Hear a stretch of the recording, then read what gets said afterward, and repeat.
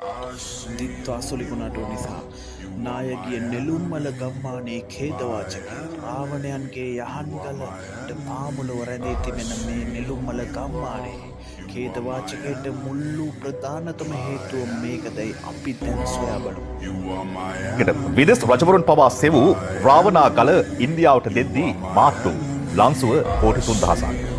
චාමර අමරසූරිය සමගින් රූකාර්යව සම්බන්ධ වාර්තා කරනවා මාපි පුවත්පතට රාවණා රජු විසින් බලය කවා ඇති බවට ජනප්‍රවාදයේ කියවෙන රාවණා ගල ලෙස හැඳින්වෙන වටිනා පාෂාණයක් රුපියල් කෝටි 3000කට විකිණීමට ගිය 5 දෙනෙකු සහ එය මිලදී ගැනීමට පැමිණ සිටි ඉන්දියා ජාතිකයා ඇතුළු 8 දෙනෙකු අත්අඩංගුවට ගෙන තිබෙනවා. මෙය නිධානයකින් ගත් වටිනා පාෂාණයක් බවටද සැකයක් තිබෙනවා. එහි සෝනුස්සගේ රූපයක් සහ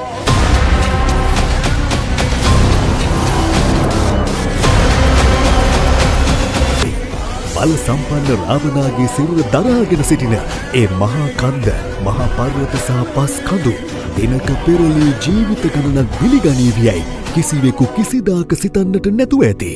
ඉතින් අපිට මේ පෙනියන්නේ රාවණයන්ගේ යහන් ගල රාවණයන්ගේ ශ්‍රී දේහය තැන්පත් කර තිබෙන මෙම යහන් ගල පාමුල නෙළුම්මල ගම්මානයට උදා වූ ඛේදවාචකයට මුල මෙයදැයි කියා අපිට සිතා බැලීමට තවත්